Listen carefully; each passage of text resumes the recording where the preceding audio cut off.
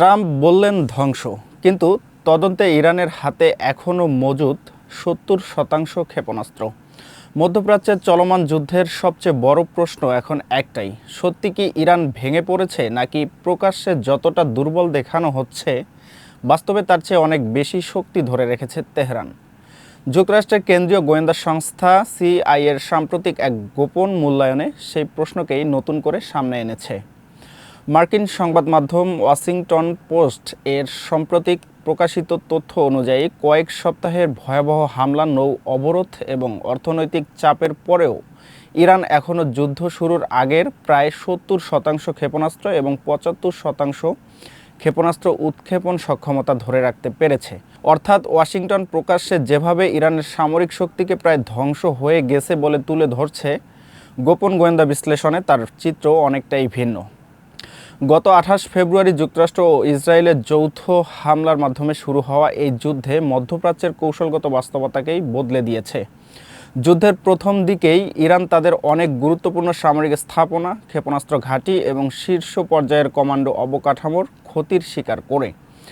তবে মার্কিন গোয়েন্দা কর্মকর্তাদের ভাষ্য অনুযায়ী ইরান খুব দ্রুত নিজেদের ভূগর্ভস্থ সংরক্ষণাগার পুনরায় চালু করতে সক্ষম হয়েছে। ক্ষতিগ্রস্ত ক্ষেপণাস্ত্র মেরামত করা হয়েছে, এমনকি যুদ্ধ শুরুর আগে প্রস্তুত অবস্থায় থাকা নতুন কিছু ব্যালিস্টিক ক্ষেপণাস্ত্র এখন অস্ত্র ভাণ্ডারে যুক্ত করা হয়েছে। এর মানে হলো, হামলার পরেও ইরানের সামরিক শিল্প পুরোপুরি ভেঙে পড়েনি, বরং তারা দ্রুত পুনর্গঠনের পথে এগোচ্ছে। এদিকে মার্কিন প্রেসিডেন্ট ডোনাল্ড ট্রাম্প বারবার দাবি করে আসছে ইরানের ক্ষেপণাস্ত্র শক্তি প্রায় ধ্বংস হয়ে গেছে এবং তাদের হাতে হয়তো মাত্র ১৮ থেকে ১৯% অস্ত্র অবশিষ্ট আছে। হোয়াইট হাউস এই যুদ্ধকে বড় সামরিক বিজয় হিসেবে তুলে ধরছে। মার্কিন প্রতিরক্ষামন্ত্রী পিট হেক্সেস ও অন্যান্য কর্মকর্তারাও একই অবস্থান নিয়েছে। কিন্তু সিআইএর মূল্যায়ন বলছে, বাস্তবে ইরানের ব্যালিস্টিক ক্ষেপণাস্ত্র সক্ষমতা এখনও উল্লেখযোগ্য মাত্রায় অক্ষত রয়েছে। যুদ্ধের আগে ইরানের হাতে আনুমানিক ২৫০০ ব্যালিস্টিক ক্ষেপণাস্ত্র এবং হাজার হাজার আক্রমণাত্মক ড্রোন ছিল বলে ধারণা করা হয়। এসব অস্ত্র দিয়েই তারা উপসাগরীয় অঞ্চলে যুক্তরাষ্ট্রের মিত্র দেশ এবং মধ্যপ্রাচ্য মার্কিন ঘাঁটিগুলোতে পাল্টা হামলা চালিয়েছিল। এই যুদ্ধের সবচেয়ে বড় গুরুত্বপূর্ণ অংশ হয়ে উঠেছে হরমুজ প্রণালী। বিশ্বের জ্বালানি সরবরাহের বড় অংশ এই সংকীর্ণ সমুদ্রপথ দিয়েই পরিবাহিত হয়। যুদ্ধ শুরুর পর ইরান কার্যত এই রুটে নৌ চলাচল সীমিত করে দেয়। এরপর যুক্তরাষ্ট্র অপারেশন ইকোনমিক ফিউরি নামে নৌ অবরোধ শুরু করে। ওয়াশিংটনের দাবি, এই অবরোধ ইরানের অর্থনীতিকে ভেঙে দিচ্ছে। মার্কিন কর্মকর্তাদের মতে, ইরান প্রতিদিন শত শত কোটি ডলারের ক্ষতির মুখে পড়ছে। তাদের তেল রপ্তানি মারাত্মকভাবে কমে গেছে এবং অর্থনীতি ধ্বংসের দিকে যাচ্ছে। তবে সিআইএর গোপন মূল্যায়ন আবারও ভিন্ন কথা বলছে। সেই বিশ্লেষণে বলা হয়েছে, যুক্তরাষ্ট্রের নৌ অবরোধের মধ্যেও ইরান অন্তত ৯০ থেকে ১২০ দিন, এমনকি তারও বেশি সময় টিকে থাকতে পারে। গোয়েন্দা প্রতিবেদনে আরও বলা হয়েছে, ইরান শুধু সমুদ্রপথের উপর নির্ভর করছে না, তারা নিজেদের কিছু তেল ট্যাঙ্কারকে ভাসমান সংরক্ষণাগার হিসেবে ব্যবহার করছে, যাতে তেল উৎপাদন পুরোপুরি বন্ধ না হয়।